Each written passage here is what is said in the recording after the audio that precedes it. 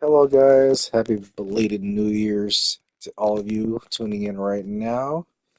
This is the fourth episode of our New Year's playthrough to kick off 2025 of Agatha Christie's The ABC Murders. I'm TJ, and it's also officially the first episode to air on 2025. So, first of all, I was supposed to do this episode on January 2nd. Normally, what I do on Wednesdays, I play co-op with my brother online on our PS5 or Xbox Series X, well, PS5 mainly. But on New Year's Day, I came down with something. It was ridiculous. So I woke up pretty well on New Year's Day. I didn't really do a lot on New Year's Eve other than have dinner with my family, and then went to sleep a little early, like around 12:30 or so. Woke up around 8 o'clock in the morning on New Year's Day, and I felt fine. Felt pretty good.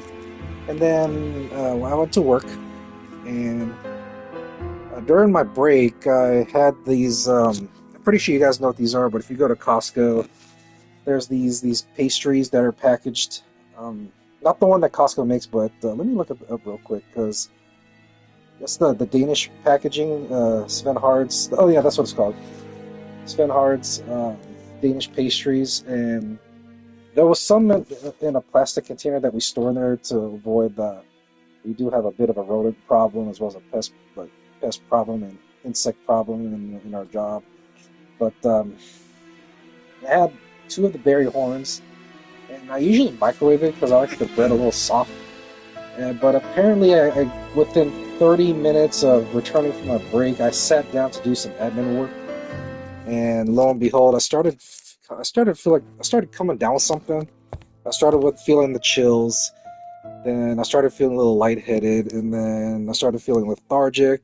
Then my stomach started gurgling. So I, what I thought it was, but unfortunately I discovered later on was that I had suffered from food poisoning from those Danish pastries. Usually, like every month, my manager would go out to get us some snacks. Basically, something called fill the fridge and fill the refrigerator and containers with snacks and whatnot, so that the staff would have something to eat. And I apparently those Danish pastries, I don't. Well, they might have. It didn't taste like it, but you don't really tell until you see the packaging, like the label. But I suffered food poisoning from it because it was discovered until the next day when I came back to work that the pastries expired, and I thought the old ones were thrown away when we got the new packages in because we usually get those once a month. But I felt pretty sick. I was on survival mode from like 12:30 p.m. until like 7 p.m. As soon as I got home, I threw up. Yes, unfortunately, because all I had were those Danishes, and then during my lunch break, I had to sleep it off. I had to drink a lot of water, rinse it out, and yeah. So I took some Pepto-Bismol. The Immediately when I got home, I started feeling a little better within the hour. Then I was able to eat some solids again, but I didn't want to eat too much, just to play it safe. Then I felt much better the following day on Thursday morning, and I was able to eat the lunch that I was supposed to eat on that Wednesday. I bought some sandwiches from Rayleigh's. The chimichurri roast beef sandwich is Some pretty cool good, hair. and I was able to. What's this? Hello, chap. We received a new letter from A.B.C. in the 10 o'clock post. Where and when? In Churston. Today. Today? I'll inform the population immediately. I'll check the train times. Call me back. Okay, so leave for Churston. We'll talk about what happened in the last episode. But yeah, I started feeling much better, and then I was finally able to eat properly yesterday, so I feel much better. I was supposed to work out, go back to working out, go back to the gym to work out on that Thursday July morning, 30, but 1935. even though I did. A.B.C. affair. No progress. The alphabet murderer is still on the run. Ever since the police found the connection between the Bexhill and Andover affairs, the inquiry has barely progressed. In this issue, we are publishing provocative letters sent by the killer to Hercule Poirot. Unfortunately, They have not yet helped to find him.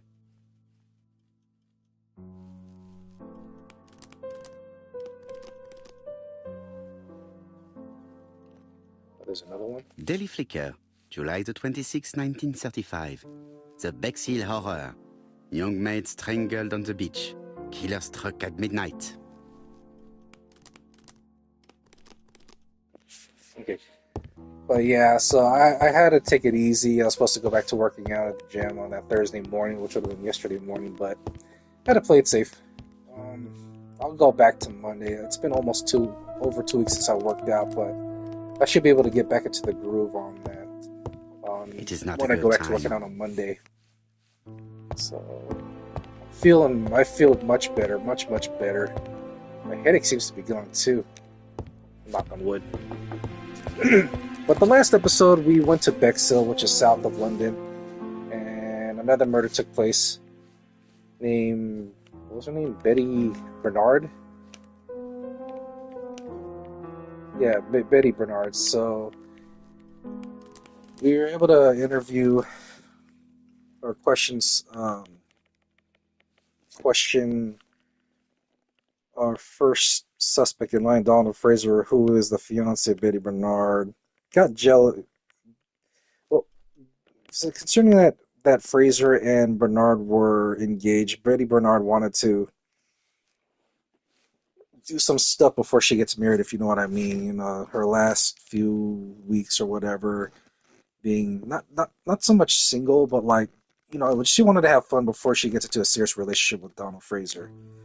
And that's one of the reasons why he's a prime suspect, is they think she was killed out of jealousy.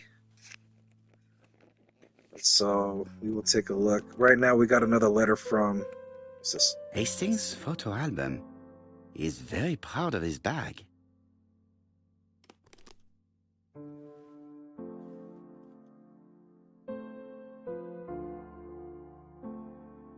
Bexhill-on-Sea, Sussex, population 24,703. But yeah, what's going on? Okay, so this is a new view.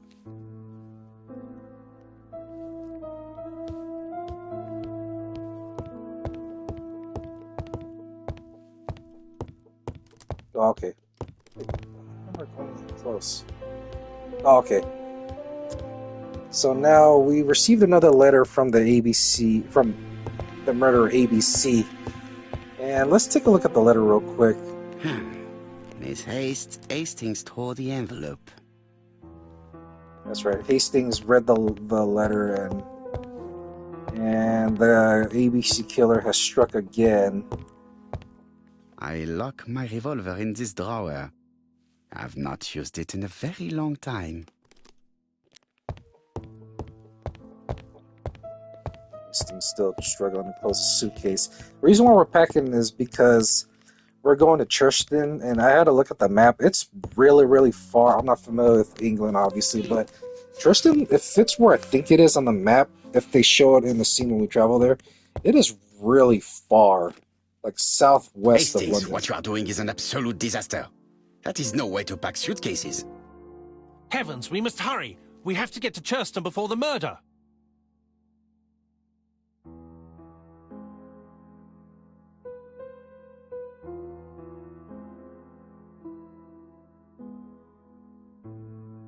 Hastings' order and method are always necessary, regardless of the circumstances. Okay. I'll let you pack them. All the same, it really is a disgrace to leave your belongings in such a mess.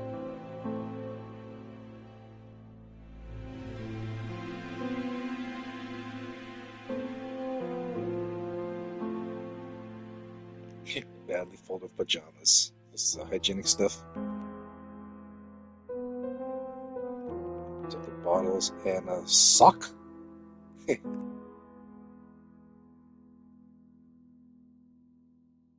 Voila! It only took a minute. Poirot, you were right. I've just consulted the ABC guide. There's no hurry. The next train doesn't leave till 11:45. You see, There is no need to hurry. We will not be in Churston until tomorrow morning, after the murder. But why has the murderer warned us so late? It's not what he usually does. Did he do it on purpose? Very good question, Hastings. We should also compare the letter we have just received with the other two, although I have very little doubt about what we will find.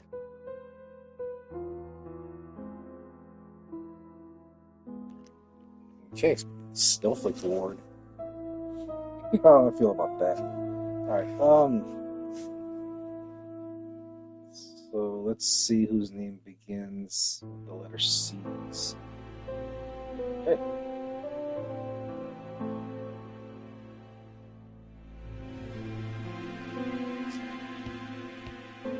Let's take a look here. We got the letter. Hold on, what was the objective again? To look at the letters? Okay. Let's see what's... Right, let us compare this new letter with the second one. Let us examine this more closely. First of all, the I.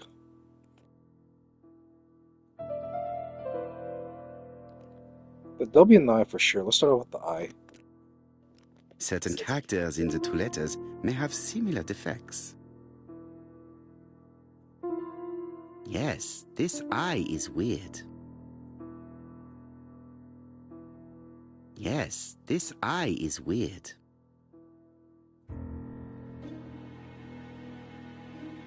No, this character does not appear to have any defects. Let us examine another word. Let us examine the characters in this word. Yes, the I characters in the two letters do indeed have the same defects. I have to find some other similar defects to confirm my theory. The A for sure. Yes, the A appears to be quite unusual. Yes, the A appears to be quite unusual. That's right. The A characters in the two letters do indeed have the same defects. I have to find some other similar defects to confirm my theory. The W. Lowercase W, that is. The W is not printed properly.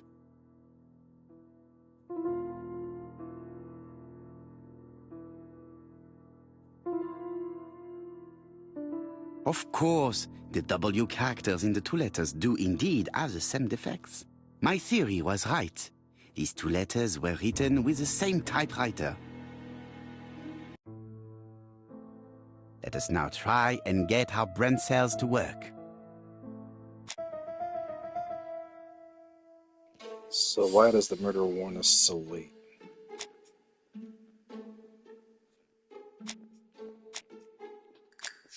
Oh, the wrong address.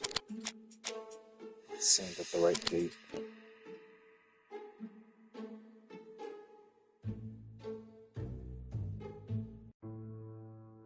The letter should have arrived in time.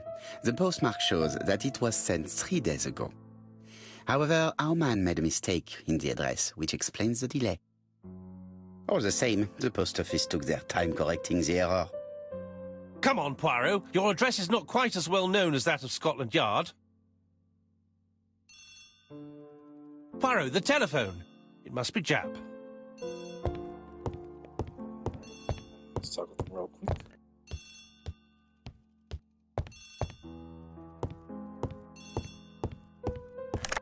I have some news from Churston. Bad news, I'm afraid. Sir Carmichael Clark was murdered while out on his evening walk. Sir Carmichael Clark. The name is familiar to me. He was a famous throat specialist, one of the best in London. A wealthy man, he retired to Combside, a beautiful house by the sea. He collected antiques. Are you going there? Yes, let's meet on the train.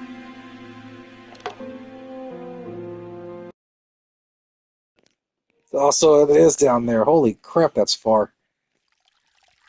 That had to be like a... Let me look at that real quick. If we were to drive from London to Churston right now, I'd say it's twice the length, considering the technology vehicles had then nowadays. Tristan Ferris. Oh, wow. The victim is called Sir Carmichael Clark, one of the best throat specialists in London. The body was still warm when we found it. If we'd been warned earlier, we definitely could have saved him. It appears that the murderer made a mistake when he wrote his letter. A mistake? Lucky for him. And what if he did it on purpose? No. He's defined his madcap rules and he's sticking to them. It's a matter of pride for him. Shall we go up to the house, Poirot? You go, my friends. I will come soon. So yeah, driving from London to Churston now is about a 3.5 to 4 hour drive. I can't imagine this. If they took a train or something, maybe 6 or 7 hours. Let's take a look at the crime scene here. The seagull. Let's look around here first. See what's on the picnic. Carmichael Clark, another name with two Jazz has emptied the double victim's initials. pockets and has laid out their contents on this piece of wax cloth. Was that a coin? What's a ring? A shield emblem on it. A signet ring, very probably with the Clark family's coat of arms. 1587? Let's see the contents of his wallet. Anything taken? Nope. No theft was involved. Nothing appears to be missing from this wallet.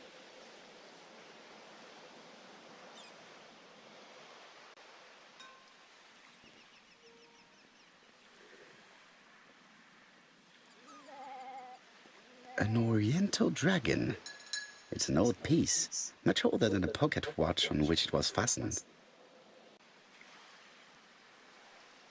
It's interesting.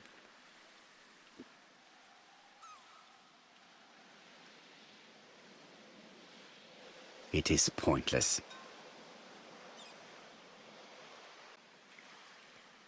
Is it really? Let's take a look at the corpse.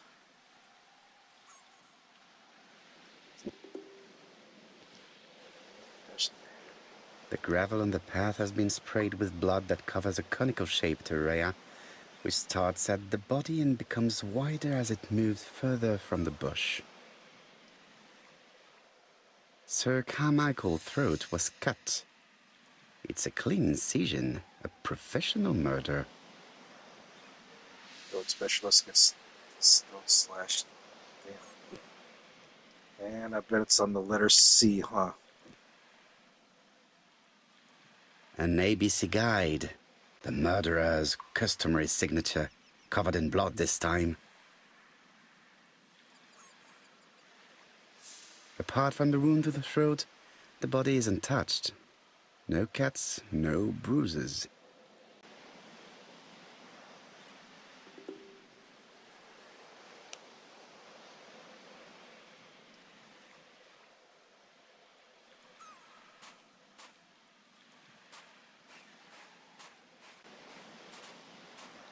So nothing over there, nothing down here.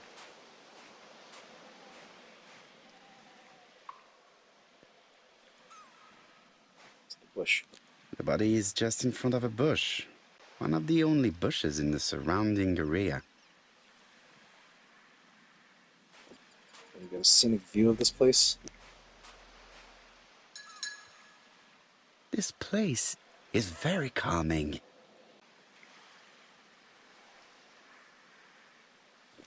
What the hell is that? A rabbit hole. Some nice flowers. There's a hole. Picturesque rock. Why? The site is exceptional. It is easy to imagine that Sir Carmichael used to enjoy stopping here every evening.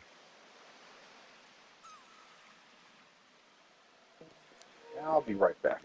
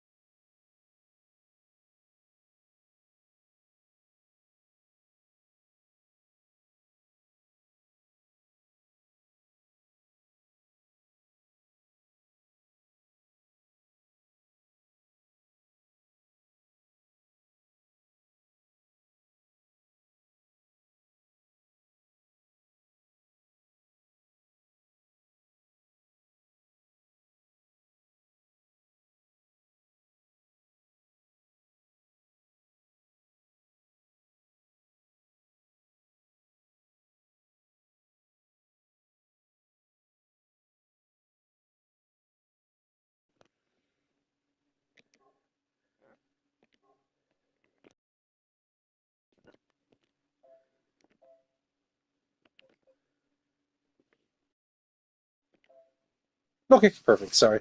I had to use the restroom. I thought I accidentally muted the mic for a moment, so sorry about that. Alright, so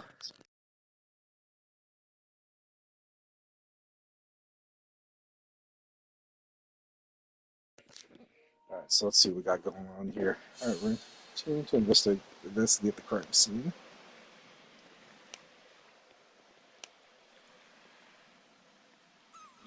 Something else here?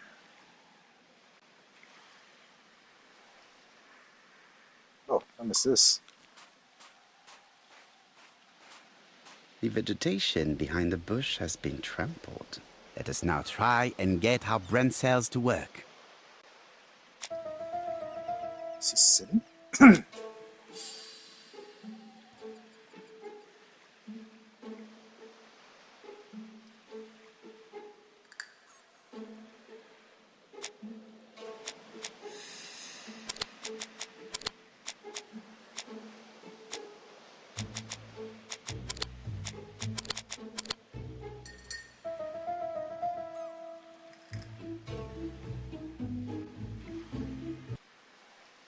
Sir Carmichael had his back to the bush when the killer cut his throat from behind. A fatal blow that sprayed blood over a range of more than 1 meter. Let us now try and get our brain cells to work. Alright, did Sir Carmichael sees a murderer? No.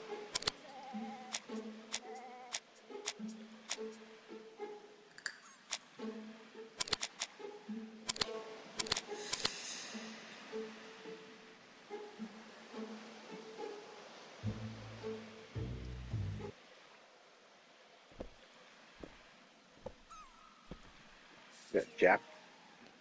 Have you finished, Poirot? Chief Inspector, many questions remain unanswered, but I am certain of one thing.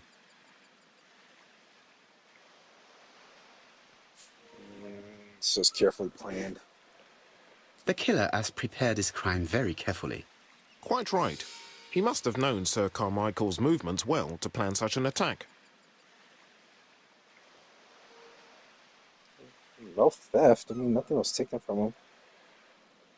The murderer struck with terrible savagery. Yes, blood flowed. It's the first time he's attacked a man. He armed himself accordingly. Have you spoken to the victim's family, Chief Inspector? I've spoken to the brother, Franklin Clark. I didn't get much out of him.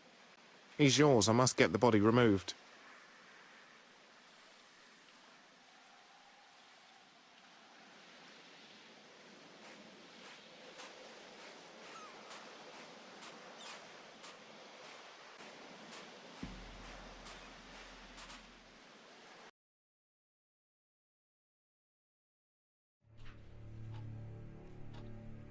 To be honest, this inspector seems rather obtuse.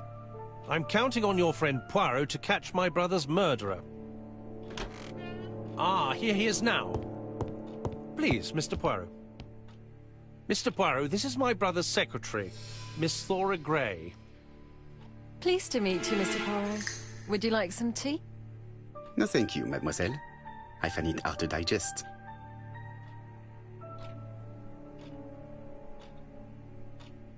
Hastings does not like very hot tea. He's going to blow on his cup for a good while before drinking. There is something very viril about him.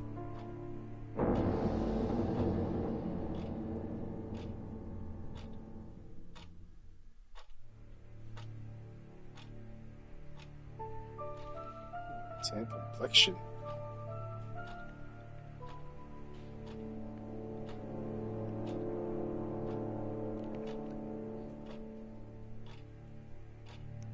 Franklin Clark is an adventurer, the sort of man that women like.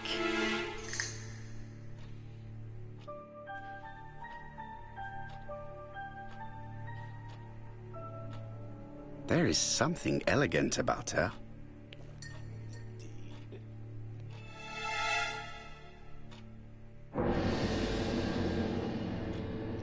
A dragon?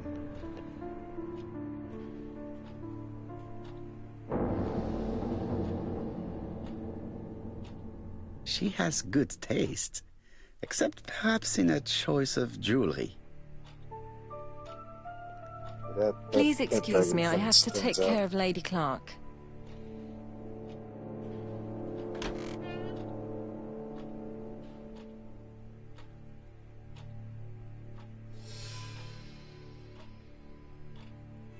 It is not the right time.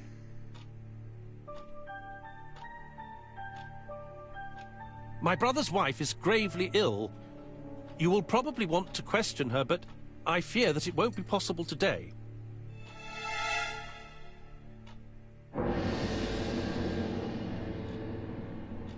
Of course, I understand. Someone set a trap for your brother. Who was familiar with his habits?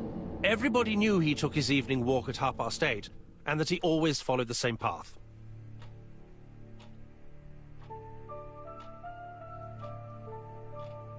Everybody, including Miss Grey?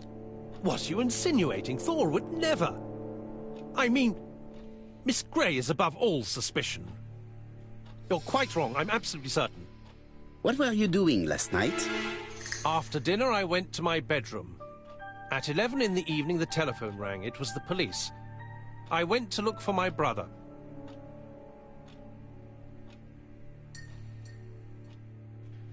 Was it your favorite novel? The Railway Children by Edith Nesbit. I know it's a children's book, but it's enthralling. So it was you who found the body. Yes, along with the gardener. Have you seen any strangers around the house recently? No. As far as I know, nobody has been near the house. Miss Clark. Oh, Lady Clark must have fallen from her chair. I have to help Miss Grey get her up.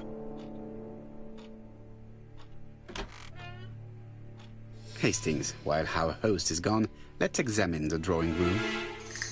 But, Poirot, a gentleman shouldn't... I take full responsibility. All you have to do is to leave the drawing room door ajar and let me know if anyone is coming.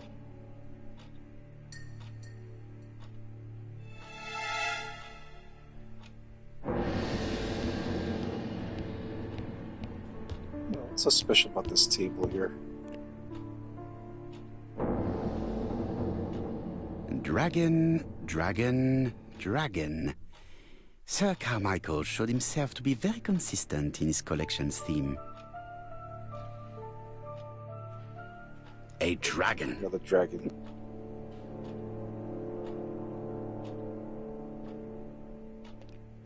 And what's this? Oh, is that a stork? Crane? That stands out. Is this a book?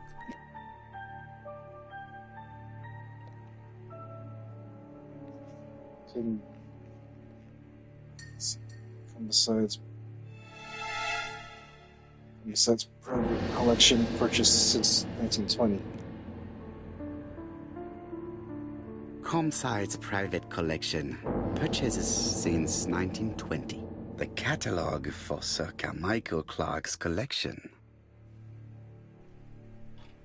Is that a tiger? A tiger? This is here. Wait, what is that? Is that a baby or something? It is an emperor. His place at the center of the table is probably symbolic.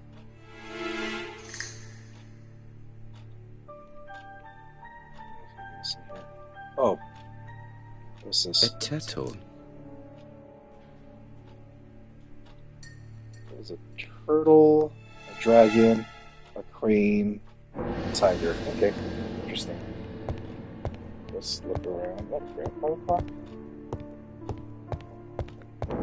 Let's see here.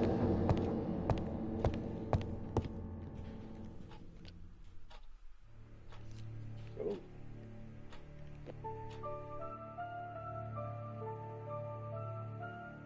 Compass, point to the thous. Oh, Bronze and magnetite. Han Dynasty, circa 210 BC. Purchased in Hong Kong, 1935. I would be afraid of antiquities like this right here. There are some very valuable objects here.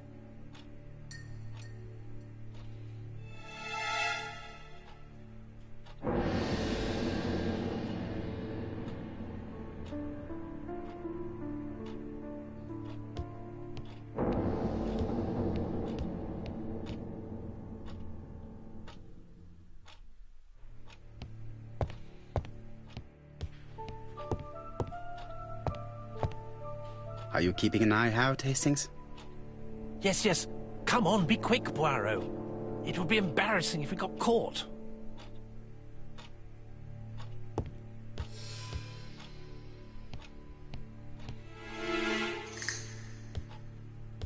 Sir Carmichael's collection could rival that of a major museum.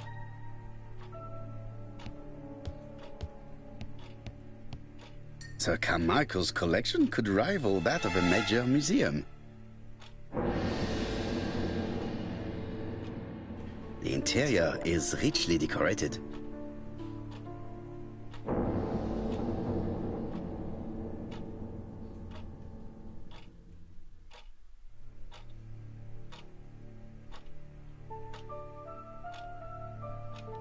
You know that embroidered silk? Dragon. Yeah. Sir Carmichael showed himself to be very consistent in his collection's theme.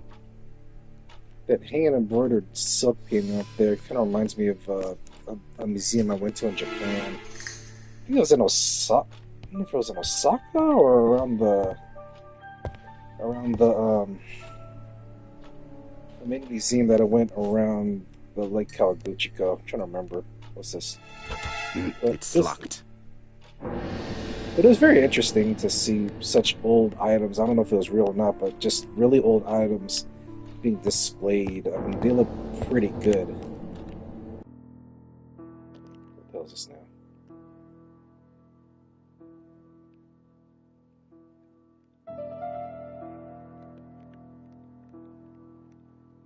The cardinal points. This book could maybe help me. Each cardinal point is associated with one animal and one color. In the middle sits the imperial dragon, and out of respect, all the others are turned towards him.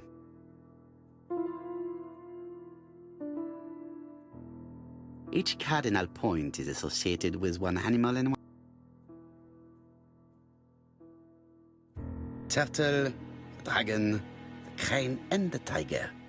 I think I've already seen this motif somewhere. Oh shit, it's the table. Let me go back.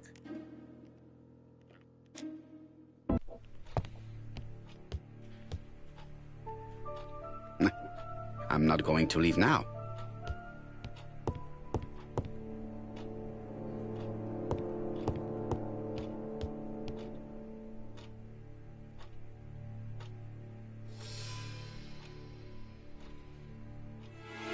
A dragon.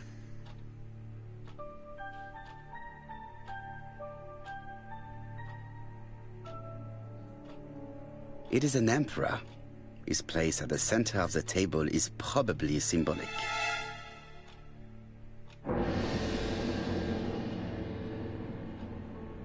Yeah, let me look at that again real quick. Because I wonder if the position of where the emperor is facing in the center has something to do with the position of what the puzzle have to do here. Let me see. Turtle, the dragon, the crane, and the tiger. I think I've already seen this motif somewhere.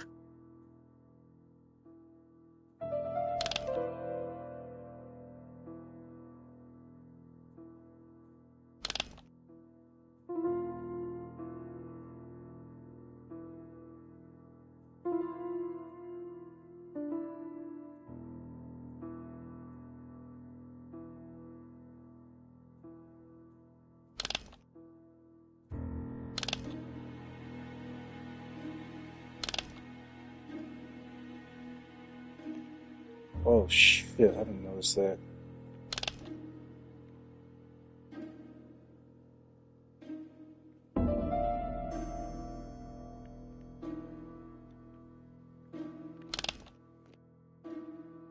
Hold on, let me look at that. Okay, so it...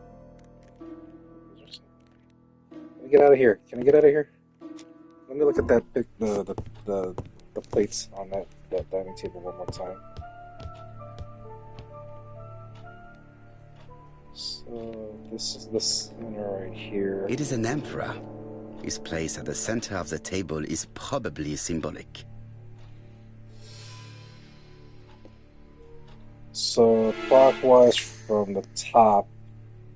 So, oh, and I gotta turn it in a certain way. I gotta take a picture of this.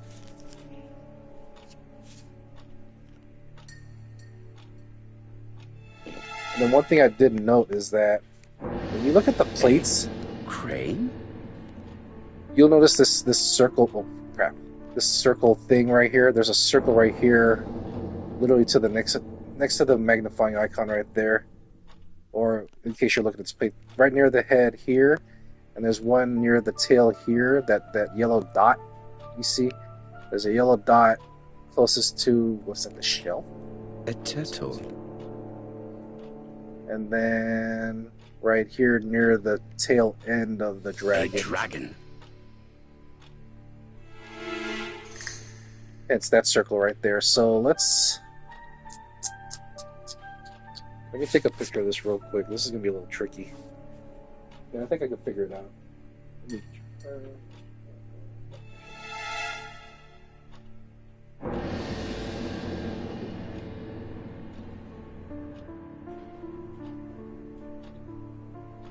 Alright, so I got to get a view of that, and then let's go back.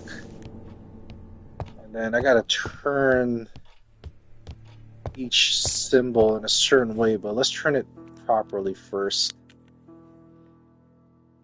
The only concern is I have to also place the colors. So let me change the colors first. So you'll notice red, white, black, and blue. Turtle, the dragon, the crane, and the tiger. I think I've already seen this motif somewhere. Oh, and the circles are there for the guy right here next to my hand. That I'm grabbing right there. The circle's right here. The circle's right here. Circle's right here. And the circle is right there. So what was it again? Red, white, black, and blue. Okay, let's change the colors of this first. So red.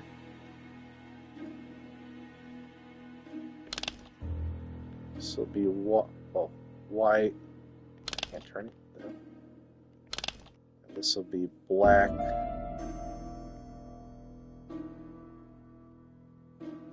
And, wait, what?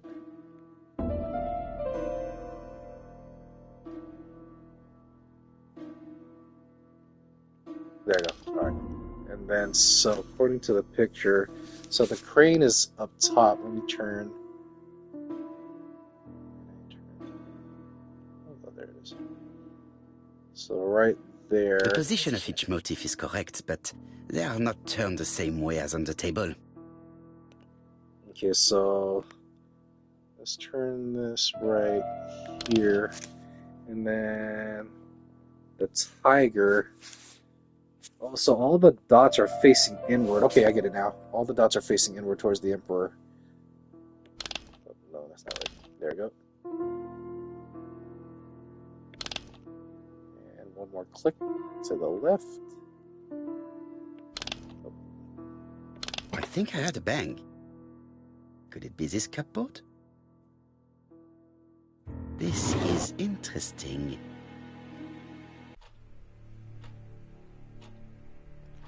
Well, one of the knives is missing. These daggers are only ceremonial weapons. I do not think that the crime weapon is here. What does the letter say? Why are the letters always turned to the back?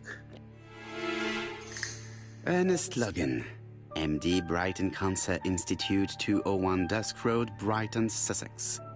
To Sir Carmichael Clark, MD, Comsite, Churston, Devon. Brighton, 1935, January the 5th. As a man of science, I owe it to you to be completely frank. Lady Clark, your wife is suffering from a generalized terminal cancer. I confess I didn't suspect anything like that during the first exams. But with the test results I have received today, there is unfortunately no place for doubt. I estimate that Lady Clark's life expectancy is no more than 1 year. Hospitalization would not help in her case, so I advise you to keep her at home and provide her with as much morphine as required to ease her last moments. Yours sincerely, Ernest Logan.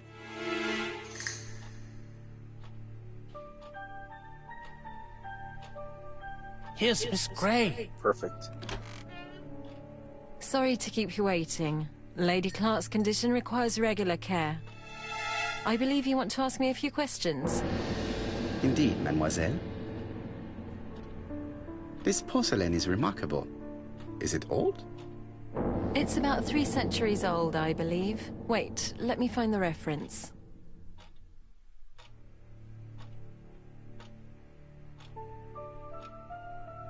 I have better things to do right now.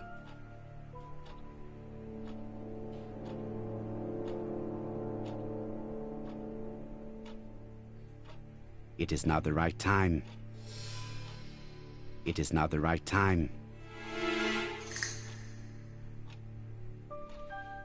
She appears to be very flustered.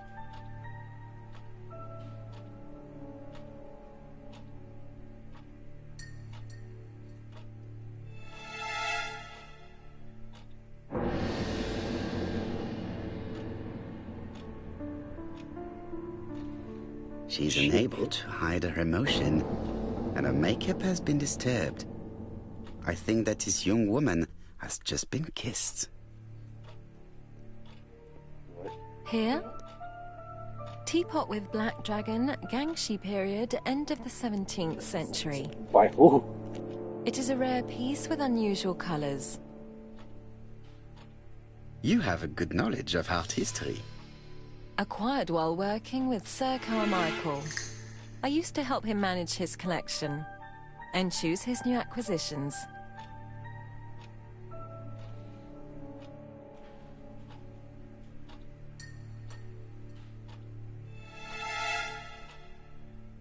And sometimes, he used to give you a piece as a gift. Is that right? Gift? What do you mean? Where's your brooch? I am referring to your brooch. This old brooch? Mademoiselle, you know perfectly well. I am talking about the magnificent brooch you were wearing earlier. Yes, you're right. Sir Carmichael did give it to me. He valued my work. How could I refuse? He would have been offended.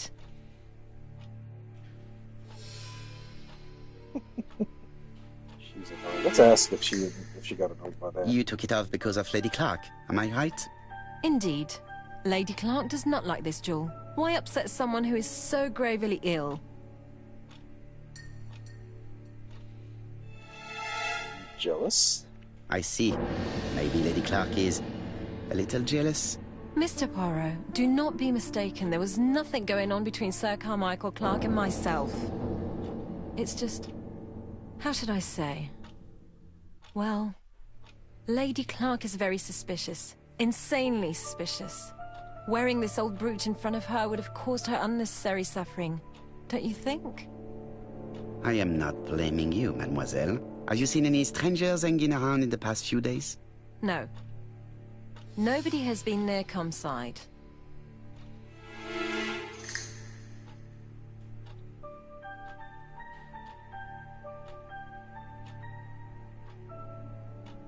Tell me what happened last night. After dinner? Well, I did some sewing and then I went to bed. I was woken by the telephone at 11. I heard Franklin Clark speaking with the gardener. They left with some lanterns and they found the body.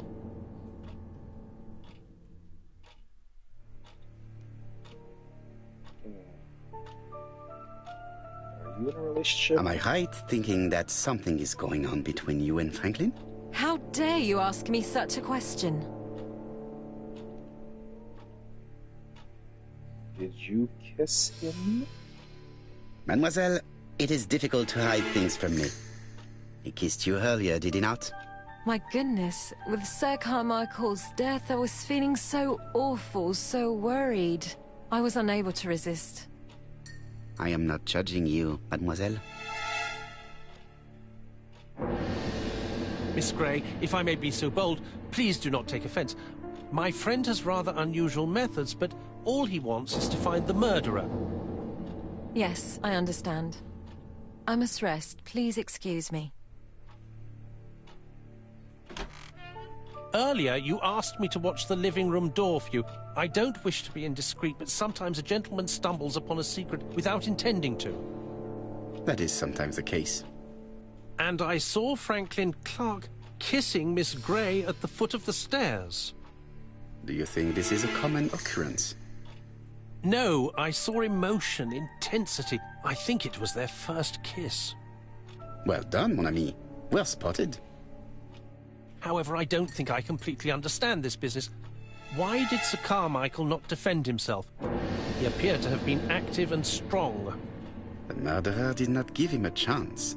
Let us try and reconstruct the scene. Especially if he got struck from behind.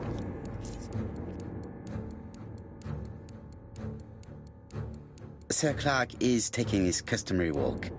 Our killer is hiding behind a bush. He doesn't attack him yet, so let's wait. The old man walks quietly along the gravel path.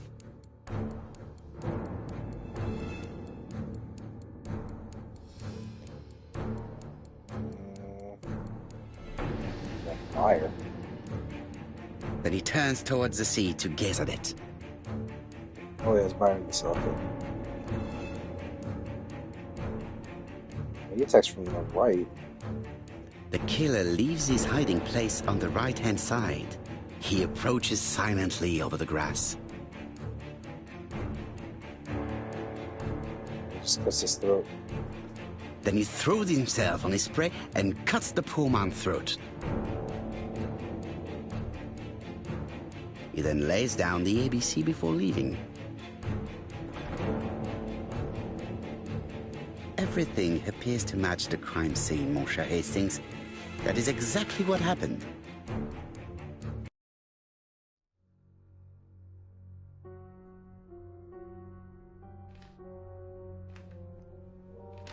Is that him? Oh. Who is this weirdo? Oh, just a minute. I'm getting dressed.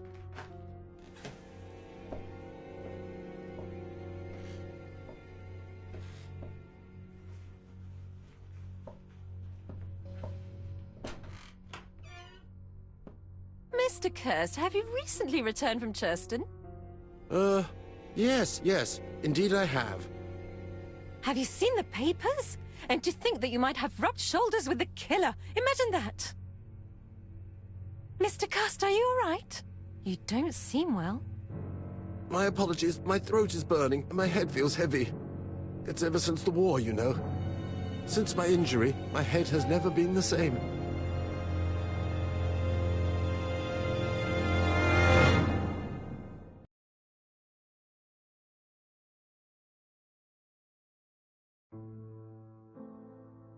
Poirot, it's a pleasure to be with you again after all these years. I looked for a gift to thank you, and I found this propelling pencil. An authentic collector's item. You spoil me, mon ami. And you more so by sharing investigations. Do not underestimate the help you are to me, Hastings. Intellect is not everything. There is also goodwill, and you are not short of that. Later, I will ask you to help me tidy up the room and bring some chairs. Our guest will be here soon. Ah, is Thora Grey coming? Naturally. She is a fascinating young woman, n'est-ce pas? Oh, come on, Poirot. I'm a married man. Miss Grey has already been courted by Franklin Clark.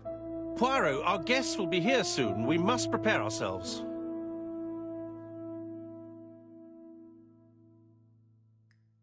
I should take advantage of the silence to examine them.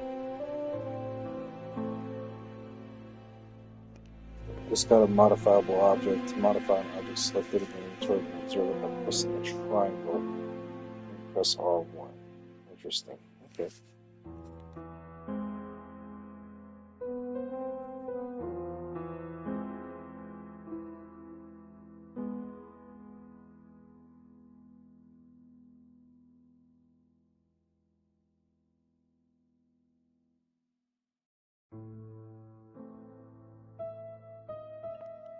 That's a mustache. You finished Churston. First visit? There's another visit?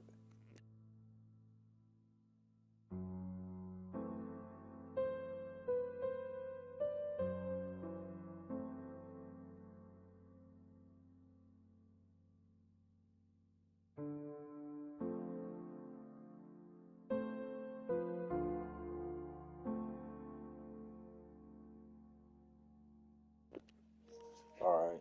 You know what? We're going to end the episode a little early right here. I'll hang on for just a moment. So, let's see. So far, Thora Gray is a possible suspect. So is Franklin Clark. This one's with Thora Gray. Wow. Wow, look at the age difference. She's an orphan. So a brother, he didn't know his brother to have any use as feelings for Thora Gray. Wow. Okay. Right. So the victims, the witness, and the suspects right here. Okay, so Franklin Clark and Thora Gray has been added to our lineup of suspects in their respective murders. Donald Fraser for the murder of Betty Bernard. We don't know anything. Oh, actually, what was that?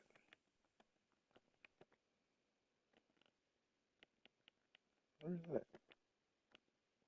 We don't know anything about Alice Asher yet, but Thora Gray and Franklin Clark. Interesting.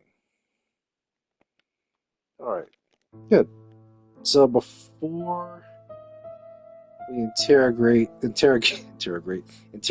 these four individuals, these four persons of interest, I'll end the episode right here. I will add something though, real quick. I'll mention more of what's going on because I know this game is really short, but I might do another full playthrough following this entire New Year's playthrough, but we'll see what happens. So either way, you guys, I'll see you guys in episode 5. This should be done in about, not the next episode, but probably the next episode, episode 6, if not episode 7. So I'll see you guys later and take care. Again, Happy New Year to all of you guys. See you later.